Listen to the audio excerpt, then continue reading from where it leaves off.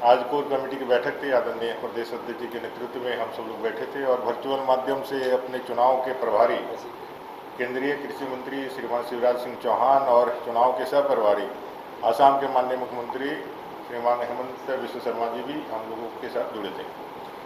आज जैसा कि आप सबको मालूम है कि विधानसभा चुनाव नज़दीक है, कुछ महीनों की बात है और लगातार भारतीय जनता पार्टी इस भ्रष्टाचारी सरकार को, वादा खिलाफ करने वाली सरकार को, युवा विरोधी सरकार को जनता के माध्यम से कैसे इसको हटा करके इस झारखंड में, इस 3.5 करोड़ झारखंड की जनता की उम्मीदों का झारखंड, सरदार अटल बिहारी वाजपेयी जी अपने धरती आबा बिरसा मुंडा जी के झारखंड को कैसे बनाया जाए, इस लिहाज से एक लगातार जनता के बीच जाकर के इस सरकार के फेलियर को बताने का काम कर रही है। हम लोगों ने आज 23 तारीख को, आप सबको मालूम है, युवाओं के आक्रोश का प्रदर्शन यहाँ पर है। इस सरकार के जो निर्माण का जो एक मुख्य कारण था वो उसमें कुछ ऐसे वायदे थे जिन वायदों की बुनियाद पर सरकार अस्तित्व में आई थी 2019 के पहले। वो वायदे जिसमें 5 लाख बेरोजगारों को प्रतिवर्ष रोजगार देना, रोजगार ना दे पाए तो 5,000-7,000 बेरोजगारी का भत्ता देना, 72,000 रुपया प्रत्येक गरीब परिवार को देना, ऐसे कई एक वायदे, स्थानीय नीति, नियोजन नीति, ऐसे कई एक वायदे करके ये सरकार आई थी। लेकिन आने के बाद लगातार जिस तरह से इन्होंने युवाओं के साथ छल किया है, कपट किया है, उनके साथ जैसी धूर्तता की है, और आज ही आप लोगों ने देखा होगा कैसे जेपीएससी के परीक्षा का जो आंसर शीट है, वो आंसर शीट को जांच के लिए, कॉपी के लिए, जांच के लिए जो आहर्ता नहीं रखते हैं वैसे टीचरों को दे करके उन्होंने कॉपी का जांच कराया है, इसलिए उनका फाइनल रिजल्ट नहीं निकल पा रहा है। तो जितनी भी सीटें इन्होंने 2-4 हज़ार जो भी वैकेंसियाँ निकाली, उसमें सीटों को इन्होंने बेचने का काम किया। सीजीएल से लेकर के जेई और जितने भी परीक्षाएं हैं उसमें बच्चे अभी भी सीबीआई जांच की आशा देख रहे हैं। इन सारे मुद्दों को लेकर के युवा मोर्चा के बैनर तले 23 तारीख को इस झारखंड प्रदेश के लाखों बेरोजगार युवा इस सरकार को उखाड़ फेंकने के लिए मोरहाबादी के इस मैदान में, ऐतिहासिक मैदान में जुटने वाले हैं। उससे संबंधित विशेष चर्चा हुई और आने वाले विधानसभा के निमित्त जो तैयारियां और जो हम लोगों का सांगठनिक प्रयास है उसको करने का निर्णय लिया गया है। 25 तारीख को मन की बात कार्यक्रम है, 25 अगस्त रविवार को आदरणीय प्रधानमंत्री जी के मन की बात का कार्यक्रम है। इसको हम लोग समस्त बूथों पे करने की एक योजना लेकर के आगे बढ़ रहे हैं। उसको भी करने का एक रणनीति हम लोगों ने बनाए हैं और आगे के चुनावी जो हमारे क्रियाकलाप होने वाले हैं, जो सांगठनिक भी हो और जो आंदोलनात्मक हो, ये सारे विषयों को लेकर के चर्चाएं हुई हैं। आगे अगले बार हम लोग फिर 28 तारीख को बैठने वाले हैं। लेकिन एक जो परिस्थिति उत्पन्न हुई है झारखंड में, क्या है सजग विपक्ष होने के नाते उस पर भी चर्चा की है आप लोग कि किसी के मन की बात जानना है? नहीं, आप जो कहना चाहते हैं उसको थोड़ा स्पष्टता दीजिएगा तो मैं ज़्यादा अच्छा। चंपाई सोलर वाला क्या मामले में बीजेपी इतना लेट क्यों कर रही है? अरे चंपाई, एक तो आप एलिगेशन लगा रहे हैं हमारे ऊपर कि भाई आप जो है सीधे जो है आप दूसरे को पकड़ के ले आते हैं, एक एलिगेशन लगाते हैं। दूसरा, हम लोग की पार्टी है और इस पार्टी में अपने विचार के साथ, अपने सिद्धांतों के साथ जो भी इनसे जुड़ना चाहते हैं उसके लिए हमेशा रास्ते खुले रहते हैं। हम लोगों ने अपनी खिड़की दरवाजे बंद नहीं रखे। जो भी पार्टी के आइडियोलॉजी के साथ, सिद्धांत के साथ, जो अपने आप को भारत के निर्माण के लिए, भारत के राष्ट्रवाद को बढ़ाने के लिए और अपना एक नागरिक के रूप में राष्ट्रीयता के भाव के साथ उन तमाम मुद्दों को एड्रेस करने के लिए आना चाहते हो आएंगे। डेमोग्राफी का चेंज आज झारखंड का बहुत बड़ा मुद्दा है। इस डेमोग्राफी के चेंज के कारण झारखंड में आदिवासी अस्मिता, मूलवासियों की अस्मिता आज खतरे पर है। ये सारे विषयों को लेकर के जब झारखंड में भारतीय जनता पार्टी आगे बढ़ रही है, इसमें साथ देने के लिए कुछ लोग आएंगे, तो आने के लिए हम सब लोगों ने उनका सभी के लिए रास्ता है।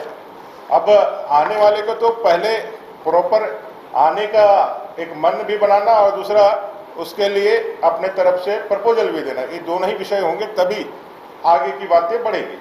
चंपाई ने कोई प्रपोजल नहीं आप दिया। कह रहे हैं कि हमारा दरवाजा खिड़की सब खुला है, हमने कोई निमंत्रण नहीं दिया पर आने वाले का स्वागत है। मुख्यमंत्री हेमंत सोरेन जी कह रहे हैं कि ये सारा षड्यंत्र आपका रचा हुआ है, पैसे के दम पे घर तोड़ते हैं, पार्टी तोड़ते हैं और सब इसी तरीके का कर रहे हैं। इस बार पता नहीं क्यों बीजेपी कंफ्यूज है।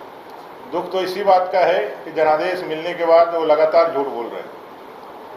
आपको याद होगा जब सरकार बनी तो उन्होंने वहाँ से शुरू किया कि हमारा खजाना खाली है। इन सारे वायदे जो आखिरी समय में वो पूरा करने के लिए आ रहे हैं, उन्होंने वहीं से स्टार्ट किया था। आप पहले के 2 साल देखेंगे तो मेरा खजाना खाली है, मेरा खजाना खाली है, और करोड़ों अरबों रुपये का यहाँ पर किस तरह से घपले घोटाले हुए किसी से छुपा हुआ नहीं है। वो लगातार झूठ बोलते हैं, वो लगातार एक तरह से विक्टिम कार्ड खेलते हैं।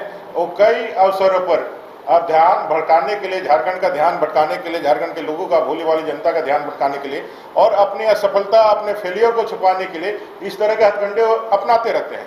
इन्होंने ही कहा था कि भाई हमारे विधायकों को एक सब्जी बेचने वाला खरीद रहा था।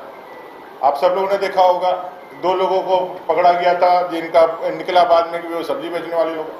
इन्हीं लोगों ने इरफान अंसारी, विल्सन कोंगाड़ी और अपने जो है राजेश कच्छप को कलकत्ता के जेल में डालने का काम किया, और आज उसी इरफान अंसारी को यहाँ मंत्री बना के रखे हैं। इसका मतलब अगर यदि वो इरफान अंसारी यदि कुछ गलत करते रहते हैं, माननीय मंत्री जी कुछ गलत करते रहते हैं, तो आज उसको ऑनर करके, मंत्री का पद ऑनर करके कैसे इसको किया? तो ये सिर्फ और सिर्फ इनकी बातें जो है अपने फेल्योर से लोगों का ध्यान भटकाने के लिए, भारतीय जनता पार्टी को आगे करके अपने पक्ष में विक्टिम कार्ड खेल करके सहानुभूति अपनाने के लिए।